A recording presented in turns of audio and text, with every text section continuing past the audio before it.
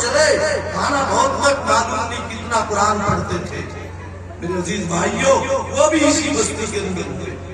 ایک مسجد میں 62 سال امامت کی اور میرے سامنے یہ کہا کہ یہ غریب لوگوں کا گاؤں تھا، میرے لیے جوار کی روٹی آ گئی، چٹنی سے آ گئی، میں نے کبھی کسی کے سامنے شکوہ نہیں کیا، میرے سامنے وہ راز کی بات کرتے تھے۔ وہ بھی اسی گاؤں کے اندر ہوئے اور یہی دفن ہوئے۔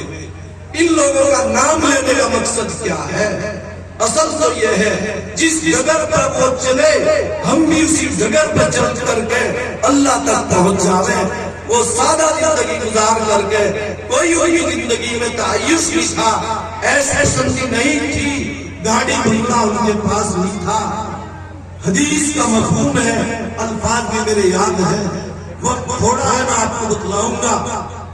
اگر اس دنیا کی حدیث کا مفہوم یہ ہے، اگر اس دنیا کی قیمت مچھر سے پر کے برابر بھی ہوتی اللہ کے یہاں، تو کسی کافر کو شربت مائن کا لفظ ہے، ایک گھونٹ پانی نہ ملتا، کوئی قیمت ہی نہیں۔ وہ لوگ یہاں نہیں ہے لیکن انہی کے ہمیں پڑھائے ہوئے ہیں، انہوں نے ہمیں دین کی ڈگر کے اوپر چلایا، دین کی باتیں سکھلائی، قرآن شریف ہمارے یاد کرایا۔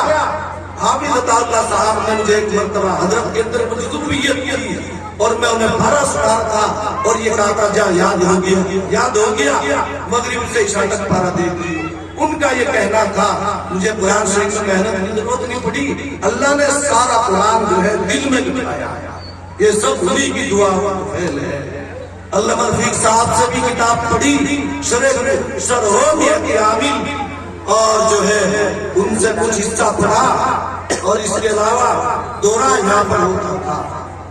اور میں تو حوصلہ افزائی کے لیے کہتا ہوں کہ اگر مولانا حسن صاحب یا جو ہمارے مدرسے کے معاملین حضرات ہیں، اساتذہ کرام ہیں، ان کی نیت یہ ہے جیسا آپ لوگوں نے آج ساتھ دیا، اب تک ساتھ دیتے رہیں گے، انشاءاللہ وہ دور نہیں، وہ دن جو گیا تھا تو اللہ جب ناراض ہوتا ہے اللہ سب سے پہلے سجدوں کی توفیق بھی چھین لیتا ہے، اور جو اللہ کے نیک بندے ہیں ان کا انعام تعلق ان سے دشمنی نفرت دل میں اس کے ڈال دیتا ہے۔